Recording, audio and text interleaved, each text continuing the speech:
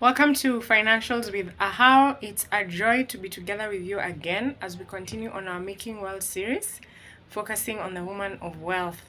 It's yet another time to just begin to converse on a new area, and I hope that we can learn together.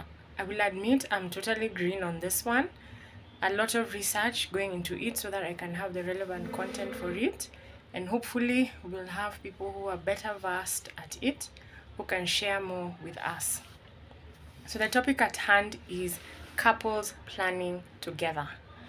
It's been on my mind to just discuss what it means to plan financially as two, because many times we think through planning our finances just as a one-man show, but when we come into family, it means that we're no longer planning alone, whether it's a husband and a wife, whether it's siblings who are converging to do something, whether it's a larger family just coming together to do different things. It's so key to realize that there's a place of planning together so that we can meet our deliverables.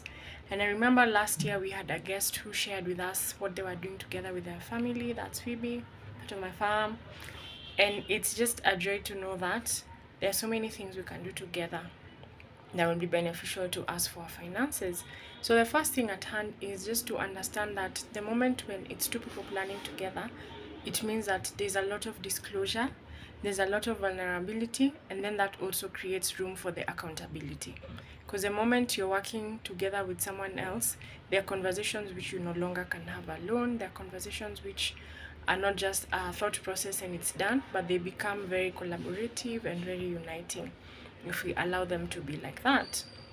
And for me, it's been very interesting. This past week, I've come across different clips on finances that have talked about now planning together. And I remember one that is so profound, and I know it's not the common school of thought today, but there was a lady who had written in for financial guidance, and they were working together with their boyfriend. And the person giving guidance just said, let's be very defined, that if you're going to plan for the long term, then there is no we if there is no legal union. And I know it's like a real, like, why are you saying that? This is a place where we've committed, we're working together. But when it comes to the legal part of how this plays out or what this means, genuinely, without a legal union, there is no we. It remains as two distinct people who are just planning, probably doing things together, but the legality behind it has not been well formulated unless it is written out and stipulated in a certain way if it is not a married couple. That's very key to consider even as you think of planning together as a couple. And that also brings us to the place of how do we then come together when we are now in family to plan together? What do we disclose? What don't we disclose? How do we move ahead? And how do we make sure that we are catching the core things we want to do? Everybody's showing up with their goals, but no one is feeling that they are being overwhelmed or overrun. I was listening to yet another clip, and this particular one was a lady who was sharing that between her and the husband, they have a very high earning margin, and she keeps seeing the need for them to do more, but he's very comfortable with where they are. And as the financial advisor was speaking, the core thing she asked them to think about is think about the future. Don't think about what you're able to do now. Think about the future. In the event that anything happened to the two of you, have you done the most to maximize what you can do to secure your future? What are you afraid that could happen?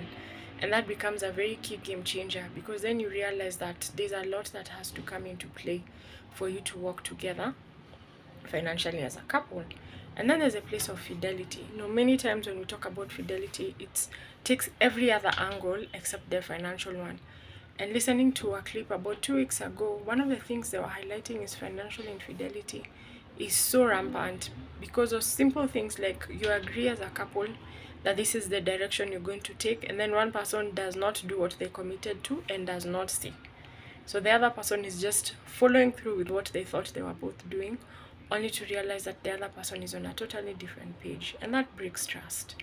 And there's even simple things like someone decides to quit the current source of income to do a passion project, something that's not earning them what they were earning before, and they have to really change how finances play out, but the other partner doesn't know what happens in that home.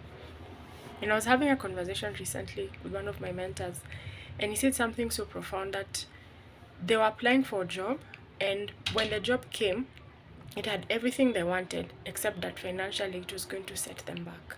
And they had to decline the job because they had sat together, thought it through, and they realized it's not going to take the family where they wanted to go. But that could only happen in the light of them having discussed and agreed as a family, without one person making the decision alone. And one of the joys of planning together is we always see different perspectives.